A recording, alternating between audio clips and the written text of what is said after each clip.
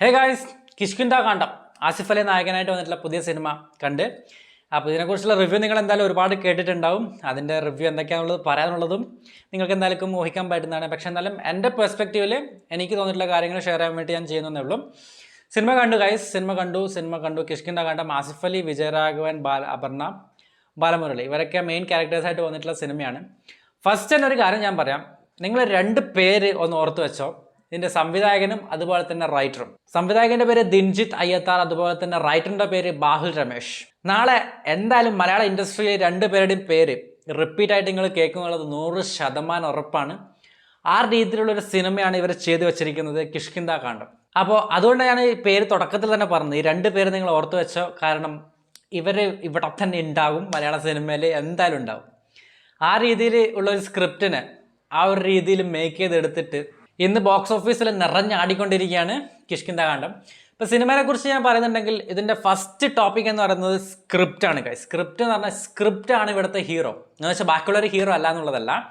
പക്ഷേ ഈ സിനിമയുടെ മെയിൻ ഹൈലൈറ്റ്, ബോട്ടം ലൈൻ എന്ന് പറയുന്നത്, ഈ സിനിമയുടെ നട്ടൽ എന്ന് പറയുന്നത് അതിൻ്റെ സ്ക്രിപ്റ്റ് തന്നെയാണ്. Top notch script. മലയാളത്തിൽ നിന്നല്ലാതെ ഇങ്ങനത്തെ സംഭവങ്ങൾ വേറെ ഉണ്ടാവില്ല. വേറെ ഒരു ഇൻഡസ്ട്രിയിലും ഇത്തരത്തിലുള്ള സംഭവങ്ങൾ നടക്കില്ല, അല്ലെങ്കിൽ ചെയ്യാൻ പറ്റില്ല എന്ന് ഞാൻ 100% ഉറപ്പോടെ പറയും. അതായത് ഇവിടെയുള്ള ആളുകളുടെ ഏറ്റവും വലിയ ഹൈലൈറ്റ് എന്ന് പറയുന്നതും അത് തന്നെയാണ്. അതായത് നമുക്കിവിടെ വലിയ ബജറ്റ് വേണ്ട, ടോപ്പ് ആയിട്ടുള്ള സ്റ്റാർ സ്റ്റഡ് ആയിട്ടുള്ള കാസ്റ്റുള്ള ഒരു ക്രൂ വേണ്ട, പിന്നെ വലിയ ബജറ്റ് വേണ്ട, അല്ലെങ്കിൽ വലിയ രീതിയിലുള്ള സ്കെയിലായിട്ടുള്ള സെറ്റുകൾ വേണ്ട. നമുക്കൊരു സ്റ്റോറി മതി, ഒരു വീട് മതി, അതിൽ 3 ആക്ടേഴ്സ് മതി. ഇവിടെ നമ്മൾ ലോകം മുഴുവൻ ആ സിനിമ എത്തിക്കുന്നത് പറയുന്നത് പോലെയാണ് മലയാള സിനിമയുടെ ഏറ്റവും വലിയ പ്രത്യേകത എന്ന് പറയുന്നത്. ഇവിടെയുള്ള ആളുകളുടെ കഴിവെന്ന് പറയുന്നത് ആ ലെവലിലാണെന്നുള്ളത് മനസ്സിലാക്കി തരുന്നൊരു സിനിമ കൂടിയാണ് കിഷ്കിന്ത കാണ്ഡം. ഒന്നും പറയാനില്ല എന്ന് പറഞ്ഞു കഴിഞ്ഞാൽ ഒന്നും പറയാനില്ല. കൂടുതൽ പറഞ്ഞു കഴിഞ്ഞാൽ സത്യം പറഞ്ഞാൽ തീരില്ല. കാരണം ഒരു അരമണിക്കൂർ പറയാൻ തുടങ്ങിയാലും തീരില്ല. അത്രയ്ക്കും പറയാനുണ്ട്. ഓരോ ഡിപ്പാർട്ട്മെൻറ്റിനെ വിഷയം നമ്മൾ പറയുന്നുണ്ടെങ്കിലും അത്രയും പറയാനുണ്ട്. നിങ്ങൾ ഫസ്റ്റ് തന്നെ ചെയ്യേണ്ട കാര്യം എന്ന് വെച്ച് കഴിഞ്ഞാൽ നാളെ തന്നെ അല്ലെങ്കിൽ ഇന്ന് തന്നെ എവിടെയാണോ ഇത് ഓടുന്ന തിയേറ്റർ ഉള്ളത് അവിടത്തേക്ക് പോവുക, ടിക്കറ്റ് ബുക്ക് ചെയ്യുക, കാണുക. മൗത്ത് പബ്ലിസിറ്റി വഴി ഇപ്പോൾ ഈ സിനിമ എങ്ങോട്ടൊക്കെയാണ് പോകുന്നത്, ആളിക്കയറി കത്തിക്കൊണ്ടിരിക്കുകയാണെന്നുള്ളത് നിങ്ങൾക്ക് എല്ലാവർക്കും അറിയാം. അത് തന്നെയാണ് സംഭവം. കാരണം നമ്മൾ ഈ സ്ക്രിപ്റ്റ് സമയത്ത്, അതായത് നമ്മൾ സ്ക്രിപ്റ്റ് എഴുതുന്ന സമയത്ത്, ഒരു ക്യാരക്ടറിനെ ഇൻട്രൊഡ്യൂസ് ചെയ്യുന്ന സമയത്ത്, അല്ലെങ്കിൽ ക്യാരക്ടറിനെ നമ്മൾ എഴുതുന്ന സമയത്ത് ക്യാരക്ടർ ആർക്ക് എന്ന് പറഞ്ഞിട്ടുള്ളൊരു സാധനമുണ്ട്. അതായത് ഒരു ക്യാരക്ടറിന് പല തരത്തിലുള്ള ലെയേഴ്സ് ഉണ്ടാവും. നമ്മൾ എത്രയൊക്കെ ഒരാളെ പരിചയപ്പെട്ടെന്ന് പറഞ്ഞു കഴിഞ്ഞാലും അയാൾക്ക് ഡിഫറെൻ്റ് ആയിട്ടുള്ള ഷെയ്ഡ് ഉണ്ടാവും. ഒരു ഗ്രേ ഷെയ്ഡ് ഉണ്ടാവും, അല്ലെങ്കിൽ ഒരു പോസിറ്റീവായിട്ടുള്ള സൈഡ് ഉണ്ടാവും, ഒരു ഒപ്റ്റിമിസ്റ്റിക് സൈഡ് ഉണ്ടാവും, ഒരു പെസിമിസ്റ്റിക് സൈഡ് ഉണ്ടാവും. അങ്ങനെ പല തരത്തിലുള്ള ലെയേഴ്സ് ഉണ്ടാവും. ഏതൊരു ക്യാരക്ടറും നമ്മൾ കണ്ടുമുട്ടുന്ന ലൈഫിൽ കാണുന്ന ഏതൊരാൾക്കും അതുണ്ടാവും. അത് റൈറ്റിംഗ് വഴി കൃത്യമായിട്ട് ഡിഫൈൻ ചെയ്തെടുക്കുക എന്ന് പറയുന്നത് അതാണ് സ്കില്ല്. അത് ഇതിൽ വരുന്ന ചെറിയൊരു ക്യാരക്ടർ ആയിക്കഴിഞ്ഞാലും മെയിൻ ക്യാരക്ടേഴ്സ് ആയിക്കഴിഞ്ഞാലും എല്ലാവർക്കും ഒരു ക്യാരക്ടർ ആർക്കുണ്ട്. അത് റൈറ്റിംഗ് വഴി അവർ ചെയ്തിട്ടുള്ളൊരു സംഭവമുണ്ട്. അതുപോലെ തന്നെ സ്റ്റോറി ടെല്ലിംഗ് എന്ന് പറയുന്നത്, അതായത് നമ്മൾ കാണുമ്പോൾ ആലോചിക്കും, ഇതൊക്കെ നേരാവണ്ണം പറഞ്ഞാൽ പോരടും. അത് പറഞ്ഞിട്ടുള്ളൊരു ഒരു വേ ഓഫ് സ്റ്റോറി ടെല്ലിംഗ് ഉണ്ട്. അതും വേറെ ലെവൽ സംഭവമാണ്. അതായത് നമ്മൾക്ക് ആ 2 മണിക്കൂർ നമ്മളെ പിടിച്ചിരുത്തുന്ന സംഭവമുണ്ട്. അതായത് ബോറടിക്കാതെ നമ്മൾ അതിലേക്ക് എന്ത് സംഭവിക്കും എന്ന് നമ്മളിങ്ങനെ നമ്മൾക്കുള്ളിൽ തന്നെ ചോദ്യങ്ങൾ വരും. അങ്ങനത്തെ ചോദ്യം അവിടെ വരണമെന്നുണ്ടെങ്കിൽ അതിന് സാധനം ചെയ്യണം. അതാണ് മേക്കിംഗ് എന്ന് പറയുന്നത്. ആ നേരത്തെ പറഞ്ഞ പോലെ തന്നെ ആസിഫ്, വിജയരാഘവൻ, അതുപോലെ അപർണ, ബാലമുരളി, ഈ 3 ക്യാരക്ടേഴ്സാണ് ശരിക്കും പറഞ്ഞാൽ സിനിമ മുന്നോട്ടേക്ക് കൊണ്ടുപോകുന്നത്, അല്ലെങ്കിൽ സ്റ്റോറി ഡ്രൈവ് ചെയ്യുന്നത്. അല്ലെങ്കിൽ കോറായിട്ടുള്ള 3 ക്യാരക്ടേഴ്സേ ഉള്ളൂ. ഈ 3 ക്യാരക്ടറിനെ നമ്മൾ സ്ക്രീനിൽ മാറി മാറി കാണുന്ന സമയത്ത് അത് ബോറടിക്കാത്ത രീതിയിൽ, അതായത് ഞാൻ പറഞ്ഞു, നമ്മളെ പിടിച്ചിരുത്തുന്ന രീതിയിൽ ചെയ്യുന്ന സംഭവമുണ്ട്. അതാണ് ഈ സിനിമയുടെ ഹൈലൈറ്റ്. പുള്ളി തന്നെ പറഞ്ഞിട്ടുണ്ട് ഇതൊരു 8 ദിവസം കൂടെ എഴുതി തീർത്തിട്ട് ആ സംഭവമാണെന്നത്. അപ്പോൾ സമയം കിട്ടിക്കഴിഞ്ഞാൽ എന്തൊക്കെ ലെവൽ സാധനം വരുന്നുള്ളത് 100% ഉറപ്പാണ്. അതുകൊണ്ടാണ് ഞാൻ തുടക്കത്തിൽ പറഞ്ഞത് ആ പേര് ഓർത്ത് വെച്ചോഴ, റൈറ്ററും അതുപോലെ തന്നെ ഡയറക്ടറിൻ്റെയും പേര്. കൂടുതൽ അത് പറഞ്ഞു കഴിഞ്ഞാൽ എന്താ പ്രശ്നം വെച്ച് കഴിഞ്ഞാൽ അതിൻ്റെ ഓരോ സംഭവങ്ങൾ നമ്മൾ പറയണം. അപ്പോൾ അത് ചിലപ്പോൾ സ്പോയിലറായിട്ട് പോകാനുള്ള ചാൻസ് ഉണ്ട്. അതുകൊണ്ടാണ് ഞാൻ കൂടുതൽ അതിലേക്ക് ഇറങ്ങി ചെല്ലാത്തത്.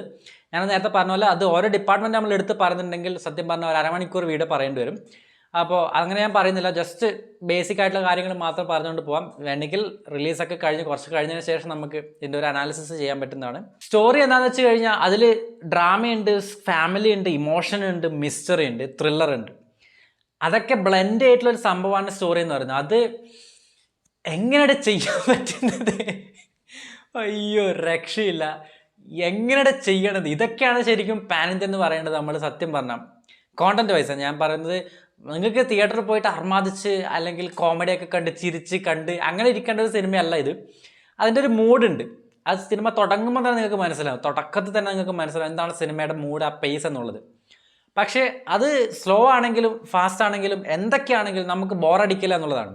അതാണ് ഞാൻ നേരത്തെ പറഞ്ഞത്. അടുത്തത് എന്ത് സംഭവിക്കുമെന്ന് നമുക്കുള്ളൊരു ക്വസ്റ്റ്യൻ മാർക്ക് എപ്പോഴും ഉണ്ടാവും. അത് മെയിൻറ്റെയിൻ ചെയ്ത് കൊണ്ടുപോകുന്നതിൽ സിനിമാറ്റോഗ്രഫി ആയാലും വിഷ്വൽ ആയാലും മ്യൂസിക് ആയാലും ഷോട്ട് വെക്കുന്ന പ്ലേസ്മെൻ്റ് ആയാലും ആ ക്യാമറ മൂവ്മെൻ്റ് ആയാലും ഏതിലും അതുണ്ട്, ആ ഒരു സംഭവമുണ്ട്. അത് കഴിഞ്ഞ് പെർഫോമൻസിലേക്ക് വരുന്ന സമയത്ത് ആസിഫ്, വിജയരാഘവൻ ഞാൻ നേരത്തെ പറഞ്ഞ പോലെ തന്നെ, ബാക്കി ജഗദീഷ് ഉണ്ട്, അശോകൻ ഉണ്ട്, അപർണ ബാലമുരളി ഉണ്ട്. ഇതാണ് മെയിൻ കാസ്റ്റ്. ഇതിൻ്റെ കാസ്റ്റ് എന്ന് പറയുന്നത് ലിമിറ്റഡ് ആണ്. അതായത് ഞാൻ നേരത്തെ പറഞ്ഞ പോലെ ആ ഒരു 3 കോർ ക്യാരക്ടേഴ്സാണ് സിനിമയെ ഡ്രൈവ് ചെയ്യുന്നത്. അപ്പോൾ വലിയൊരു കാസ്റ്റ് അല്ലെങ്കിൽ ഓരോ സമയത്ത് ഓരോ സീനിൽ പുതുതായിട്ടുള്ള കാസ്റ്റുകൾ വന്നുകൊണ്ടിരിക്കുന്ന അങ്ങനത്തെ സംഭവങ്ങളൊന്നുമില്ല. ആ ഒരു ലിമിറ്റഡ് ആയിട്ടുള്ള കാസ്റ്റ് അവരുടെ പെർഫോമൻസ് വഴി ആ സിനിമയെ മുന്നോട്ട് കൊണ്ടുപോകുന്ന ഒരു സംഭവമുണ്ട്. ആസിഫ് അലി പുള്ളി ഒരു സ്റ്റാർ എന്നുള്ള രീതിയിൽ ചിലപ്പം ഇനി മുന്നോട്ടേക്ക് വരാനുണ്ട് എന്നുള്ളത് നമുക്ക് അറിയാവുന്ന കാര്യമാണ്. പക്ഷേ എന്തായാലും പോസിബിലിറ്റീസ് വരാനുണ്ട്.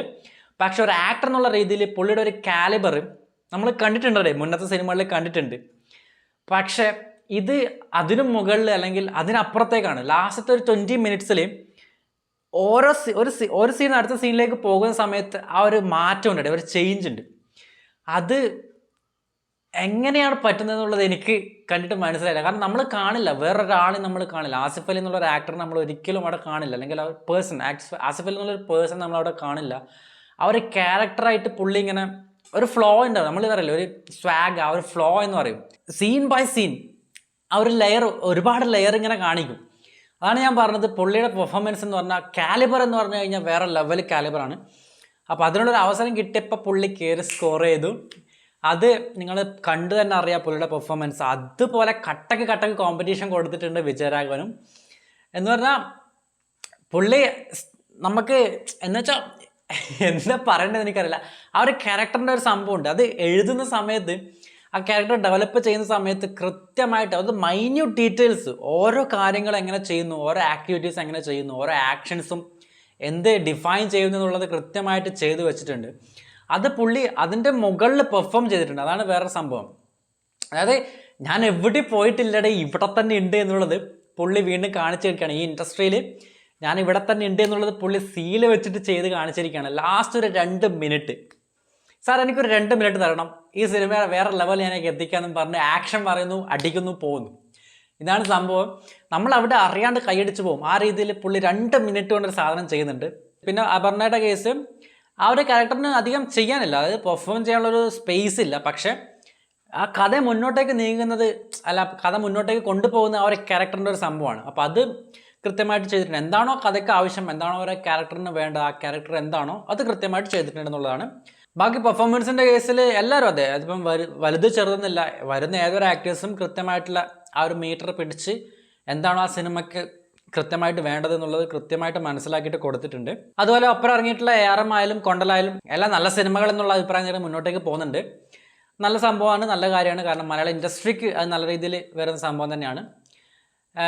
വലിയൊരു സീനിയസ് ആയിട്ടുള്ള കാസ്റ്റുള്ള അല്ലെങ്കിൽ ബിഗ് ക്യാമ്പസിൻ്റെ സിനിമകളൊന്നും ഈ ഒരു വെക്കേഷൻ സമയത്ത് വന്നിട്ടില്ല. പക്ഷേ അതാണ് ഞാൻ പറഞ്ഞത്, നമ്മളുടെ ഓഡിയൻസിൻ്റെ പ്രത്യേകത അതാണ്. നമ്മൾ സാധനം ഉണ്ടെങ്കിൽ അത് എത്ര ചെറുതെന്നോ വലുതെന്നോ ഇല്ലാതെ നമ്മൾ സപ്പോർട്ട് ചെയ്യുന്നുള്ളത് നമ്മളുടെ ഓഡിയൻസിൻ്റെ ഒരു പ്രത്യേകത തന്നെയാണ്. അത് നമ്മൾ കൈയടിക്കേണ്ട സംഭവം തന്നെയാണ്. ഇപ്പോൾ ഇവിടെ ഇറങ്ങിയിട്ടുള്ള എല്ലാ സിനിമയും ARM ആയാലും കൊണ്ടലായാലും ഇപ്പം കിഷ്കിന്ധാകണ്ടായാലും എക്സ്പെക്റ്റേഷൻ ഒരു വലിയ ബജറ്റിൽ വരുന്ന സംഭവങ്ങളൊന്നും അല്ല. അതായത് കമ്പയർ ടു അതർ ഇൻഡസ്ട്രീസ് ആണ് പറയുന്നത്. ഇപ്പോൾ ARM കുറച്ചും കൂടി ബിഗ് സ്കെയിലുള്ള സിനിമയാണെങ്കിലും എല്ലാം നല്ല അഭിപ്രായം നേടി മുന്നോട്ടേക്ക് പോകുന്നത് ഇൻഡസ്ട്രിക്ക്, മലയാളം ഇൻഡസ്ട്രി എന്നുള്ള രീതിയിൽ നമ്മൾക്ക് നല്ല രീതിയിൽ മുന്നോട്ടേക്ക് അവർക്കൊരു ബൂസ്റ്റാണ്, മലയാളം ഇൻഡസ്ട്രിക്ക് കൊടുക്കുന്ന ഒരു ബൂസ്റ്റാണ് അത്. അപ്പോൾ അത് നല്ല സംഭവം തന്നെയാണ്. ബാക്കി പ്രശ്നങ്ങളും കാര്യങ്ങളൊക്കെ കൃമികളൊക്കെ അപ്പുറം ഉണ്ടെങ്കിലും നല്ല സംഭവങ്ങളൊക്കെ എന്തായാലും ഉണ്ടാകും. അല്ലെങ്കിൽ നല്ല സിനിമ വരുന്ന സമയത്ത് കോണ്ടന്റിനെ എപ്പോഴും നമ്മൾ സപ്പോർട്ട് ചെയ്യുന്നുള്ളത് ഈ ഒരു സമയത്ത് നമ്മൾ ഇതുവഴി മനസ്സിലാക്കേണ്ട കാര്യം തന്നെയാണ്. ഇപ്പോൾ കിഷ്കിന്ധാകണ്ട് ആയിക്കഴിഞ്ഞാൽ അതുപോലെ തന്നെയാണ്, ഒരു എക്സ്പെക്റ്റേഷനും ഇല്ലാതെ ലോ ഹൈപ്പിൽ വന്നിട്ടുള്ളൊരു പടമാണ്. അപ്പോൾ അത് കോണ്ടന്റിൻ്റെ ആ ഒരു സ്ട്രെങ്ത് കൊണ്ട്, അല്ലെങ്കിൽ കോണ്ടന്റ് ഈസ് കിങ് എന്ന് പറയുന്ന പോലെ ആ ഒരു കോണ്ടന്റിൻ്റെ ഇമ്പോർട്ടൻസ് കൊണ്ട് തന്നെയാണ് സിനിമ ഇത്രയും കയറി കൊടുത്തിട്ടുള്ളത്. അപ്പോൾ മൗത്ത് പബ്ലിസിറ്റി കൊണ്ട് പടം ആളി കത്തുന്നുണ്ട്. ഇപ്പോൾ അത്രയും ഡിമാൻഡാണ് സിനിമയ്ക്ക്, ടിക്കറ്റ് പോലും കിട്ടാത്ത അവസ്ഥയായിട്ട് പോകുന്നുണ്ട്. അപ്പോൾ അത് നല്ല സംഭവം തന്നെയാണ്.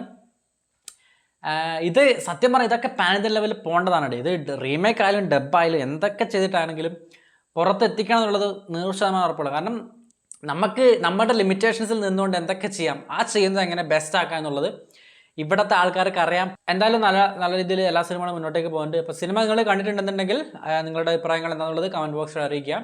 സ്പോയിലേഴ്സ് ഒന്നും ആരും പറയാതിരിക്കുക, കാരണം അത് സിനിമയുടെ എല്ലാവരും കാണില്ല.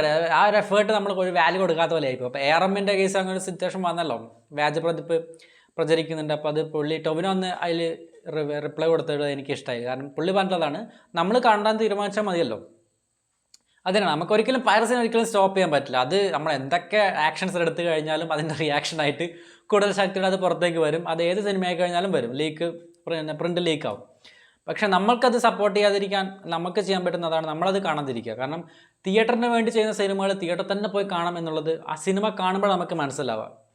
അതായത് അതിനെടുക്കുന്ന ഒരു എഫേർട്ട് ഉണ്ട് അവരെടുക്കുന്ന. ഇപ്പോൾ ഏതൊരാൾ കഴിഞ്ഞാലും ഏതൊരു സിനിമയായി കഴിഞ്ഞാലും അങ്ങനെ തന്നെയാണ്. അത് ചെറുതായാലും വലുതായാലും ഏതൊരു സ്കെയിലുള്ള സിനിമ ആയി കഴിഞ്ഞാൽ അതിനൊരു എഫേർട്ട് ഉണ്ട്. ആ എഫേർട്ട് നമ്മൾ കാണാത്തൊരവസ്ഥയിലേക്ക്, അല്ലെങ്കിൽ കാണാത്ത, ഞാൻ നേരത്തെ പറഞ്ഞില്ല, അതിനൊരു വാല്യൂ കൊടുക്കാത്ത പോലെ ആയിപ്പോടെ നമ്മൾ ഈ പ്രിൻ്റ് കാണുന്ന സമയത്ത്. അപ്പോൾ അത് ഇല്ലാതെ ആക്കുക, അല്ലെങ്കിൽ നമ്മളത് സപ്പോർട്ട് ചെയ്യാതിരിക്കുക, നമ്മൾ കാണാതിരിക്കുക, തിയേറ്ററിൽ തന്നെ പോയി കാണുക. ഈ സിനിമയായി കഴിഞ്ഞാൽ അതുപോലെ തന്നെയാണ്. അപ്പോൾ കൂടുതലായിട്ട് ഒന്നും പറയുന്നില്ല, ഞാൻ കൂടുതൽ പറഞ്ഞ് വെറുപ്പിക്കുന്നില്ല. പുതിയൊരു വീഡിയോ ആയിട്ട് വീണ്ടും കാണാം. Good bye from now.